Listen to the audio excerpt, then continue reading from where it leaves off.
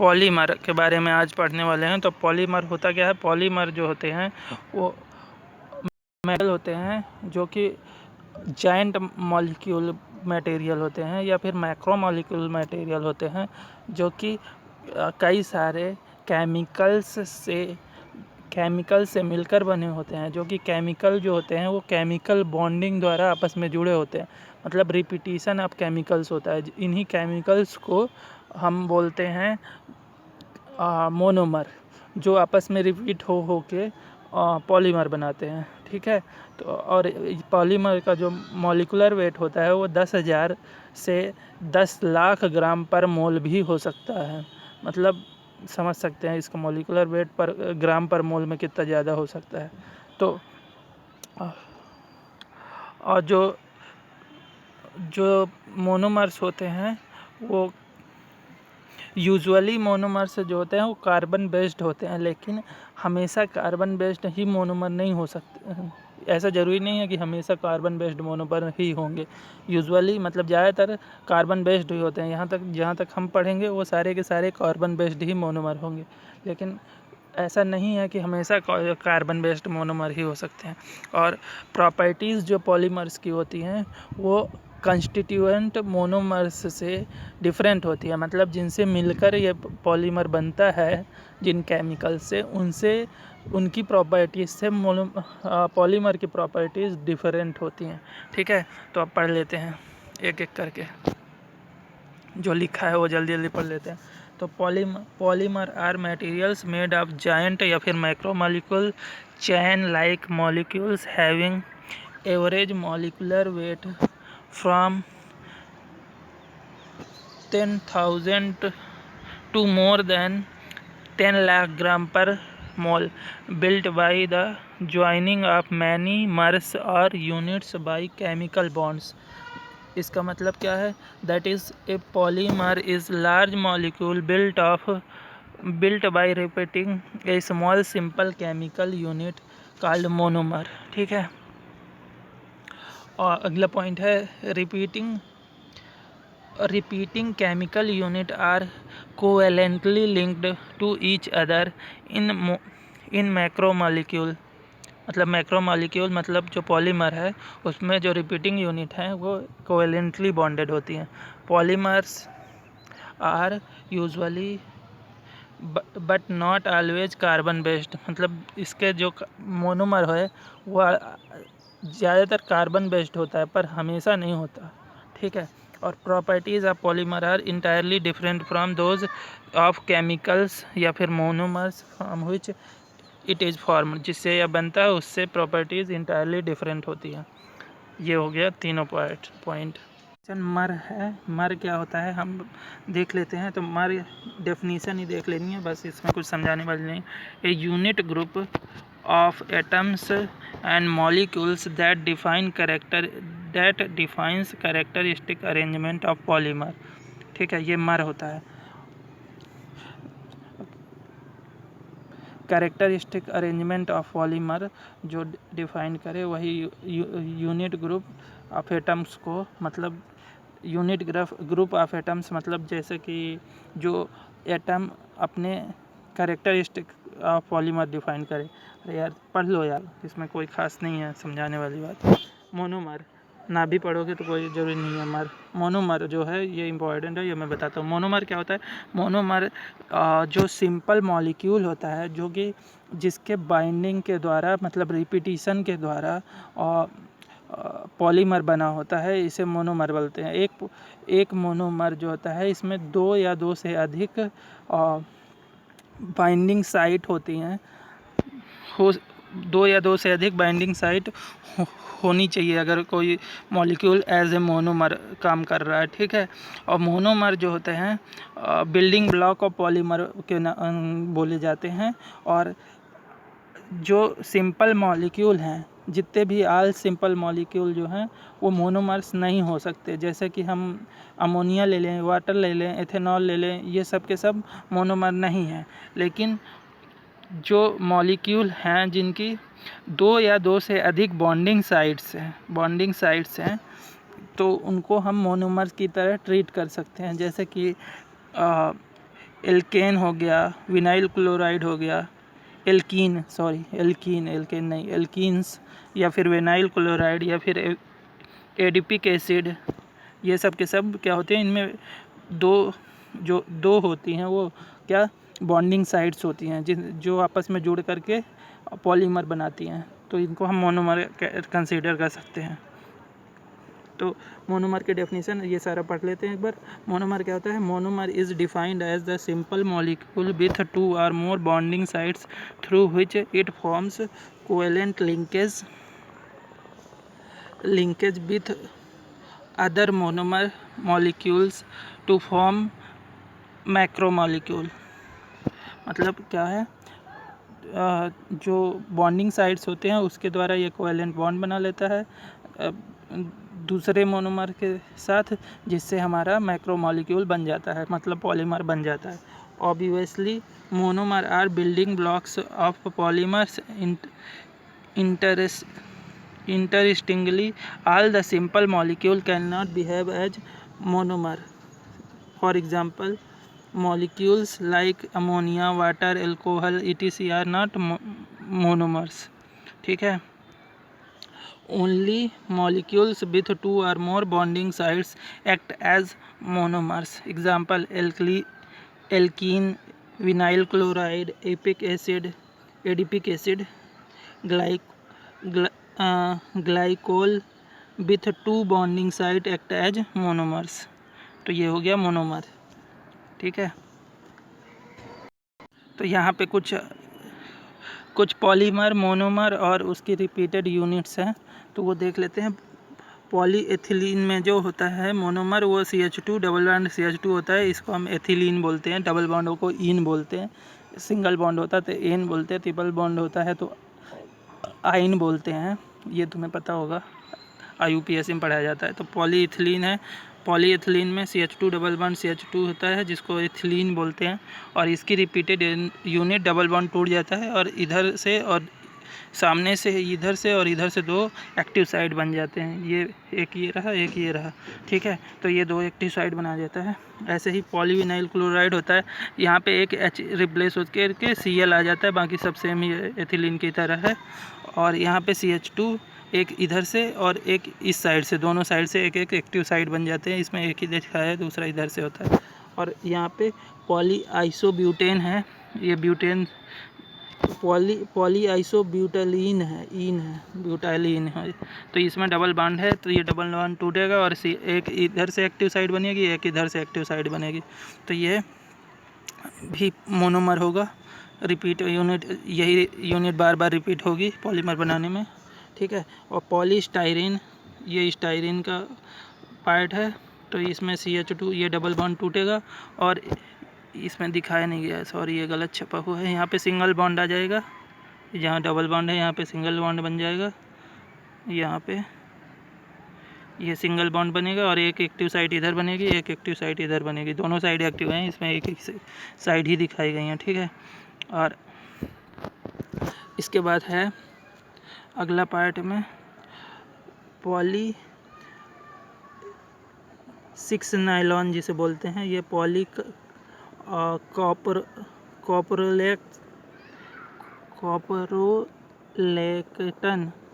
पॉलीकॉपरोलेक्टन बोलते हैं। तो ये इसमें CH2 की 5 लिंक होती है और एक NH2 इधर लगा होता है, एक COOH दूसरी साइड लगा होता है।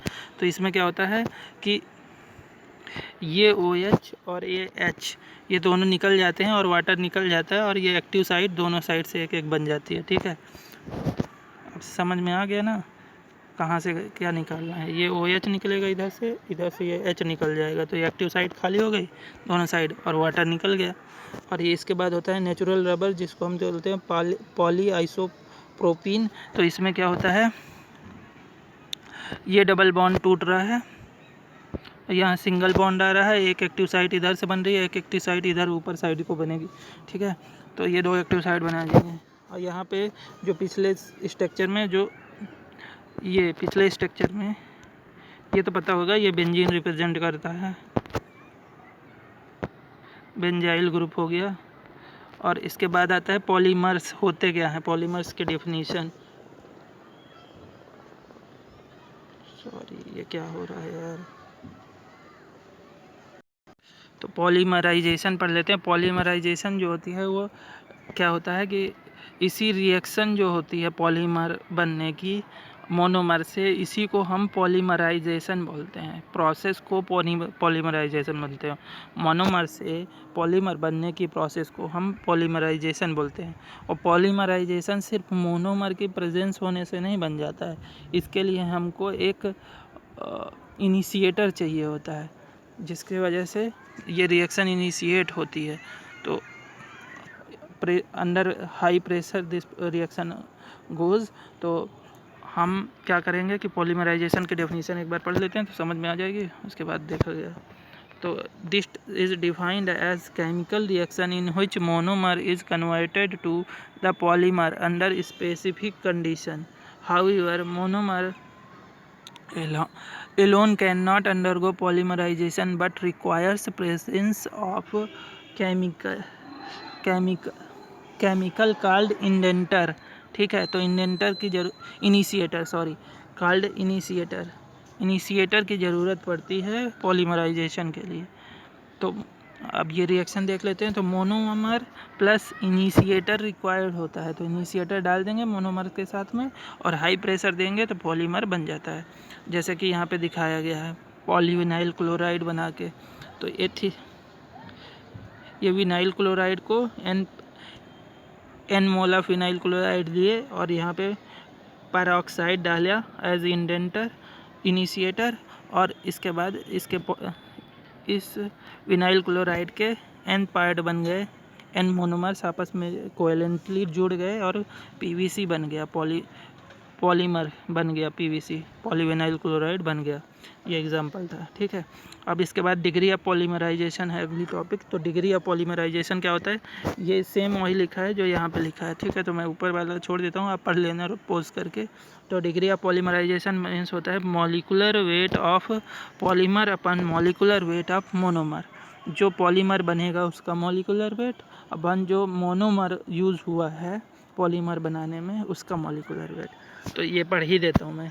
The size of polymer depends on number of repeating monomers constituting it. The degree of polymerisation, अरे यार, डिग्री ऑफ पॉलीमराइजेशन, तो डिग्री ऑफ पॉलीमराइजेशन का, हाँ ये रहा, degree of polymerisation is determined by dividing molecular weight of polymer by the mer weight. ठीक है भाई, लिखा हुआ है पूरा। उसके बाद जनरल कैरेक्टरिस्टिक्स ऑफ पॉलीमर हैं, तो वो पढ़ लेते हैं। जनरल कैरेक्टरिस्टिक्स ऑफ पॉलीमर, तो polymer have long chain structure, मतलब individual molecule of a polymer is very large, that is it may consist thousands of similar small molecules all bounded together covalently। ठीक है, तो ये polymer have long chain structure, बस इतना काम का है। उसके बाद होता है all polymer have one thing common, that is carbon which further bonded with hydrogen, nitrogen, halogen और अदर ऑर्गेनिक या फिर इनऑर्गेनिक सब्सटेंसेस। उसके बाद अगला पॉइंट है ऑल्दो पॉलीमर स्ट्रक्चर में be crystalline in simple material but generally they non crystalline solid at room temperature. Polymer जो होता है वो क्रिस्टलाइन सब्सटेंस होता है, लेकिन जनरली क्या होता है, रूम टेम्परेचर पे नॉन क्रिस्टलाइन होता है। No doubt polymer pass through viscous stage during formation. No, polymers have light weight and they can easily fabricated and shaped. They are poor conductor of electricity and their thermal conductivity is also low। मैं पढ़ता जा रहा हूँ, सुनते जाना, समझ में आ जाएगा। ठीक है, moreover the polymers are resistant of chemical attach and decay। Chemical attack and decay का रेजिस्टेंट होता है, मतलब पॉलीमर जो होता है इसमें डीके और केमिकल अटैक नहीं होता है। लाइट वेट होता है, इजली फैब्रिकेबल होता है शेप्ड में। अब polymer are widely used in different fields, तो कौन कौन सी फील्ड में यूज होते हैं ये देख लेते हैं। Polymer are used in indefinite number of forms, example के लिए telephone sets, paints, radio and television cabinets, ठीक है, coatings, adhesive and other countless objects, ठीक है। तो ये सारे यूज़ हो गए जहाँ जहाँ यूज होता है। Few notable development of polymer materials are strong steel stronger than steel होते हैं अकॉर्डिंग टू वेट रेशियो, मतलब अगर 1 किलो वेट का हम स्टील ले लें और 1 किलो वेट का सेम थिकनेस का पॉलीमर ले लें तो पॉलीमर जो होगा वो ज़्यादा स्ट्रॉन्ग होगा स्टील की तुलना में। तो polymer material suitable for repairing damaged kidney और हार्ट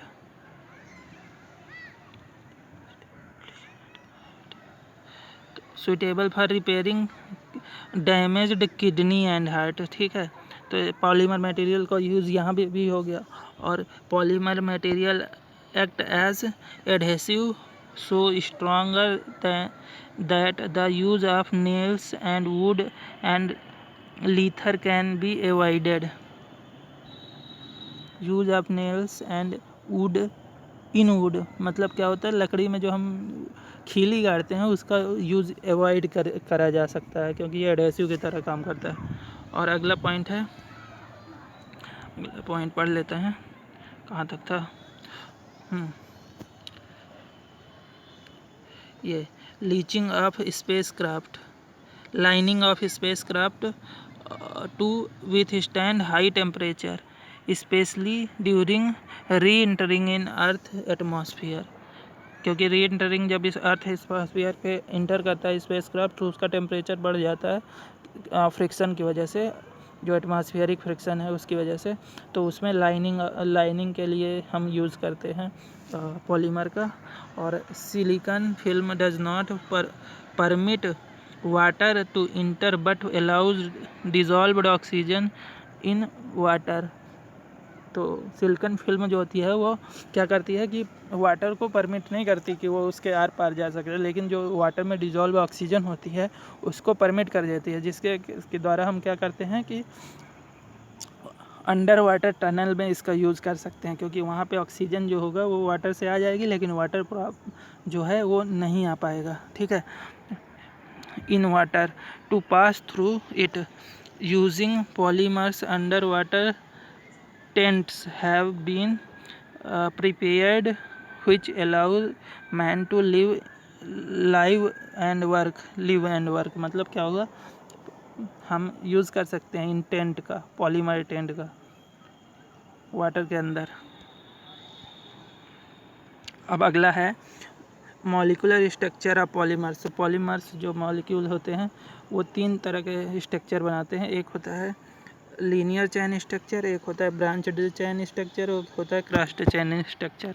तो लीनियर चेन स्ट्रक्चर क्या होता है, एक एक करके पढ़ेंगे इन तीनों के बारे में। तो लीनियर चेन स्ट्रक्चर पढ़ना है। तो लीनियर चेन स्ट्रक्चर में क्या होता है कि इसमें मोनोमर जो होते हैं वो सिंपल एक मोनोमर यहाँ पे, जैसे स्ट्रक्चर में देखो, स्ट्रक्चर में क्या होता है, दूसरे कलर का बना लेता हूँ। हाँ, एक मोनोमर यहाँ पे, एक मोनोमर यहाँ मैं डॉट बना रहा हूँ, थोड़ा सा और बड़ा कर लेता हूँ सर्किल का साइज। हाँ, एक मोनोमर ये आपस में इंड टू इंड जुड़े हुए हैं, मतलब एक मोनोमर का एक एंड दूसरे मोनोमर के दूसरे एंड से जुड़ा हुआ है, ऐसे करके ये इंड टू इंड जुड़े हुए हैं मोनोमर्स, ठीक है। यहाँ पे तो इसमें क्या होता है, सिंपल इंड टू इंड जुड़े हुए हैं सारे के सारे मोनोमर आपस में। तो पढ़ लेते हैं। The merge of simple molecule joined together end to end in single chains to form linear chain structure or linear polymers. The linear polymer is shown in figure 7.1. ये रहा. Structure is simple and uniform. Unit are held together by relatively weak secondary bonds. इसमें क्या बोल रहा है कि the structure is simple होता है एंड यूनिफॉर्म होता है and unit are held together by relatively weak secondary bond. मतलब एक जो यूनिट है वो दूसरे से सेकेंडरी बॉन्ड जो होते हैं, हाइड्रोजन बॉन्ड या फिर डिस्पर्जन बॉन्ड, ऐसे करके जो बॉन्ड पढ़ाए थे, केमिकल बॉन्डिंग में पढ़ाया था, तो उनके द्वारा एक लिंक दूसरे से जुड़ी हुई होती है. ठीक है. एग्जाम्पल जो है इसका वो है पॉलीएथिलीन विच इज थर्मोप्लास्टिक होता है. और थर्मोप्लास्टिक की प्रॉपर्टी होती है, थर्मोप्लास्टिक्स आर सॉफ्ट हो जाते हैं at high temperature and they can not be used at high temperatures. High temperature पे ये यूज़ नहीं किए जा सकते क्योंकि ये हाई टेम्परेचर पे सॉफ्ट हो जाते हैं. अब ये हो गई, ये लीनियर चैन स्ट्रक्चर हो गया. इसमें कोई ख़ास बात नहीं थी. अब आगे आएंगे तो इसकी प्रॉपर्टी, उनकी प्रॉपर्टी में डिफरेंस समझ में आ जाएगा. ठीक है. अब ब्रांच्ड चैन स्ट्रक्चर. ब्रांच्ड चैन स्ट्रक्चर में क्या होता है? हाँ, तो ब्रांच्ड चैन स्ट्रक्चर में क्या होता है कि इसमें जैसे हमने पिछली बार देखा था कि जो सिंपल स्ट्रक्चर था, लिंक्ड चैन स्ट्रक्चर, तो उसमें ब्रांचेज नहीं थी. इसमें एक लिंक दूसरी लिंक आपस में, मोनोमर जो थे वो आपस में एक दूसरे से जुड़े हुए थे. इंड टू इंड एक दूसरे से जुड़े हुए थे और कोई ब्रांच नहीं थी. इसमें क्या होता है कि ब्रांच भी आ जाती है. जैसे ये ब्रांच है और एक ये ब्रांच है, एक ये ब्रांच है और ये लिंक है पूरी पहली वाली. दूसरी लिंक ये है, उसमें ये ब्रांच निकली है, कि ब्रांच ये निकली है. अब ये ब्रांच कहाँ से आ गई? ब्रांच आ जाती है जो एडिशन मॉलिक्यूल होते हैं. जैसे अगर कोई एग्जांपल लूँ मैं, CH2 डबल बॉन्ड CH2 और इस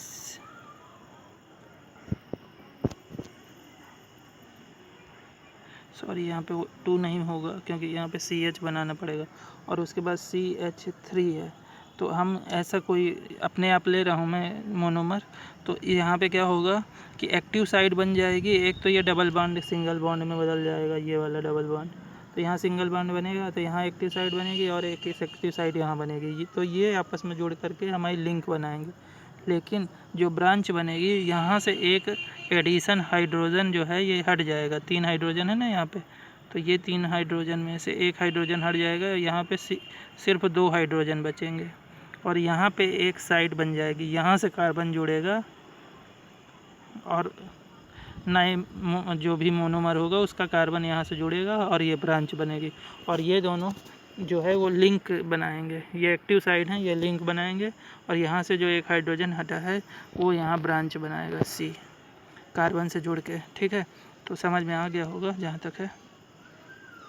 तो अब पढ़ लेते हैं इसको. तो ये ब्रांच होता है. इसमें क्या होता है कि मेन चैन के अलावा अलग से ब्रांचेस बन जाती हैं. तो इसमें कुछ प्रॉपर्टीज़ भी हैं इसकी, सारे पढ़ेंगे, एक बार देख लेते हैं.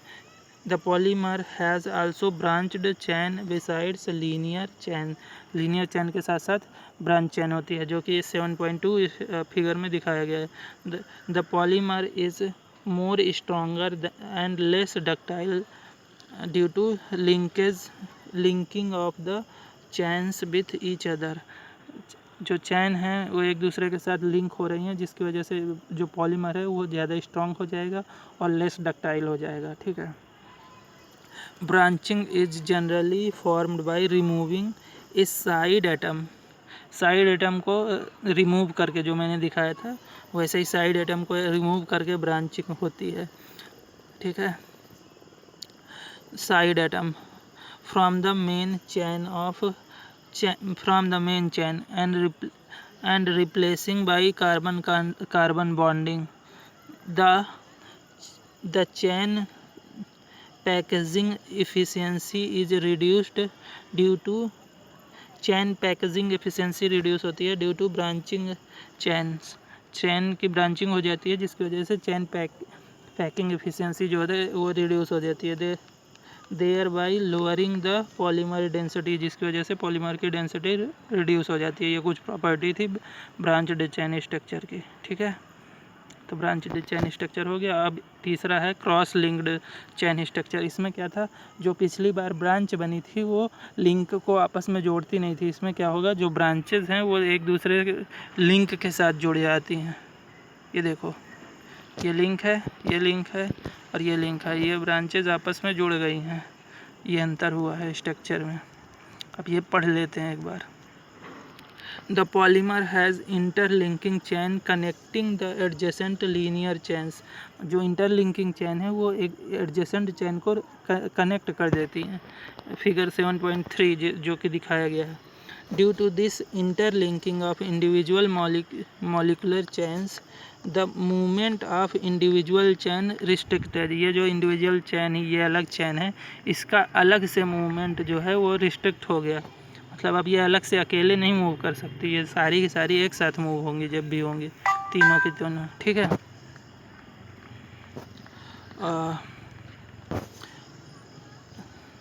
Is restricted as a interlocking anchors. ठीक है, the adjacent chain together. Interlocking anchor हो गई जो कि एडजेसेंट चैन के बीच में साथ साथ। तो cross linking provides increased strength. Cross linking की वजह से स्ट्रेंथ इंक्रीज हो गई, रिड्यूस हो गई प्लास्टिसिटी जो है वो रिड्यूस हो गई पॉलीमर की। The thermosetting polymer have crossed linking between the chains. तो थर्मोसेटिंग जो प्लास्टिक होता है उसमें क्रॉस लिंकिंग होती है। थर्मोप्लास्टिक्स में जो है वो लीनियर थी। देखो, ये देखो लिखा हुआ है, थर्मोप्लास्टिक जो थी इसमें ये लीनियर चैन स्ट्रक्चर था। अब यहाँ पे थर्मोसेटिंग प्लास्टिक जो है, ये आया है पेपर में, थर्मोसेटिंग प्लास्टिक में कौन सा स्ट्रक्चर होता है, तो क्रॉस लिंकिंग होती है। थर्मोसेटिंग प्लास्टिक पॉलीमर्स में क्रॉस लिंकिंग होती है बिटवीन चैन्स के बीच में। थर्मोसेटिंग पॉलीमर्स में जो क्रॉस लिंकिंग बिटवीन चैन्स होती है, once hardened and set thermosetting plastic do not soften with the application of heat. मतलब एक बार हार्ड कर दिया गया है थर्मोसेटिंग प्लास्टिक को, तो उसमें हीट देकर उसे सॉफ्ट नहीं किया जा सकता। Hence they can be used at high temperature. इसलिए इसको हम हाई टेम्परेचर पे यूज़ कर सकते हैं। ये हो गई क्रॉस लिंक्ड स्ट्रक्चर। अब इसके बाद आएंगे थर्मोप्लास्टिक एंड थर्मोसेटिंग प्लास्टिक। तो थर्मोप्लास्टिक कहता है, पढ़ लेते हैं। Thermoplastic, A plastic which can be melted repeatedly by heating and with which can be molded again and again into different shapes with repeatedly melting is called thermoplastic। Thermoplastic क्या है, मतलब जो हीट देने पे सॉफ्ट हो जाए और heat करके इसको बार बार मेल्ट करके अलग अलग शेप में बार बार यूज़ कर सकें। जितनी बार हीट दें उतनी बार ये सॉफ्ट हो जाए और इसको अलग शेप में हम यूज़ कर सकते हैं। Hence thermoplastic becomes softer on heating and this property allows it to set at desired shape again and again it retains on cooling. और अगेन एंड अगेन क्या होता है, हीट जितनी बार हीट देंगे उतनी बार वो सॉफ्ट हो जाएगी, उसको अलग शेप दे देंगे और जैसे ही ये कूल हो जाएगी वो जो शेप हमने दिया है वही शेप में मेंटेन रखेगी। ठीक है, ये होती है थर्मोप्लास्टिक। इसके जो एग्जांपल हैं वो देख लेते हैं। तो थर्मोप्लास्टिक का एग्जांपल है पॉलीएथिलीन, पॉलीविनाइल क्लोराइड जिसको पीवीसी बोलते हैं, पॉलीस्टाइरीन और पॉलीकार्बोनेट और नायलॉन, इन सब के बारे में पढ़ेंगे। अभी एग्जांपल है, डिटेल इनकी आगे पढ़ेंगे। और इसके बाद होता है थर्मोसेटिंग प्लास्टिक। तो थर्मोसेटिंग प्लास्टिक क्या होता है? It is plastic substance which once set on molded does not become soft on further heating। मतलब एक बार मोल्ड करके हमने सेट कर दिया, मोल्ड करके सेट कर दिया इसको हीट दे के, तो दोबारा ये सॉफ्ट नहीं हो सकती, मतलब दोबारा ये सॉफ्ट नहीं हो सकती हीट देने पे, ठीक है।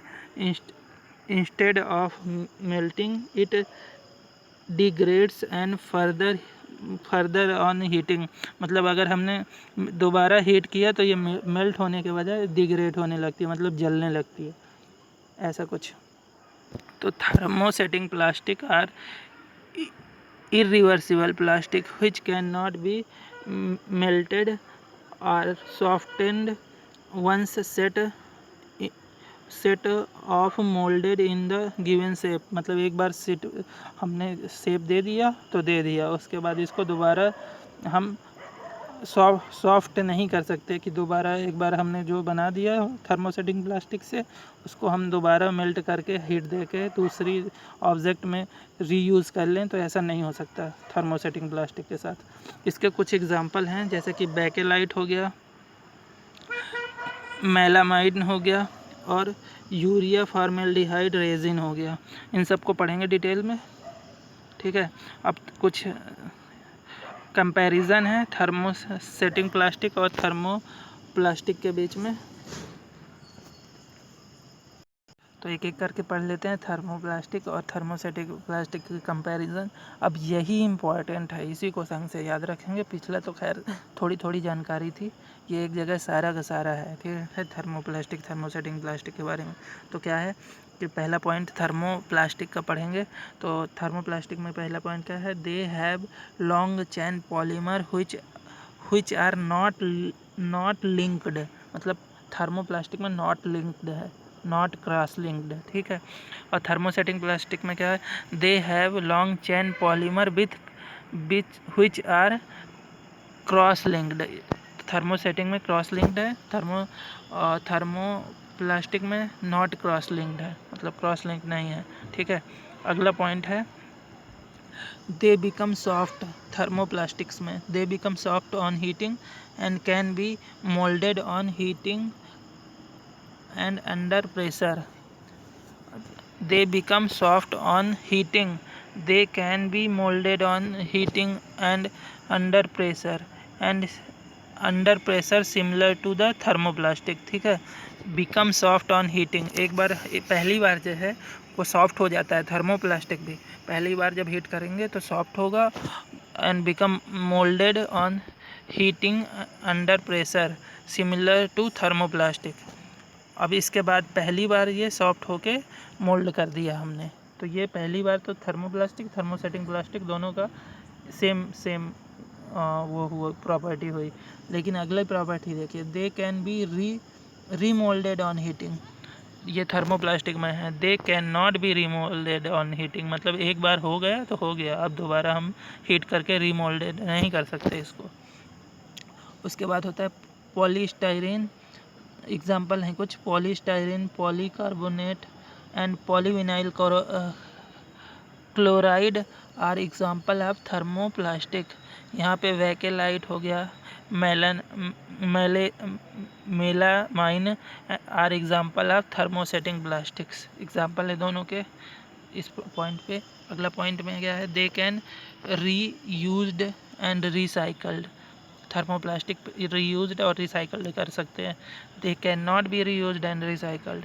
थर्मोसेटिक प्लास्टिक में रीयूज्ड और रिसाइकल्ड नहीं कर सकते, एक बार जम गया तो जम गया, जैसे हमने एक बार बना दिया हीट करके जो ऑब्जेक्ट वो बन गई, अब दूसरी उसको हम रीहीट करके दूसरी मतलब सॉफ्ट ही नहीं कर सकते तो दूसरा ऑब्जेक्ट कहाँ से बनाएंगे।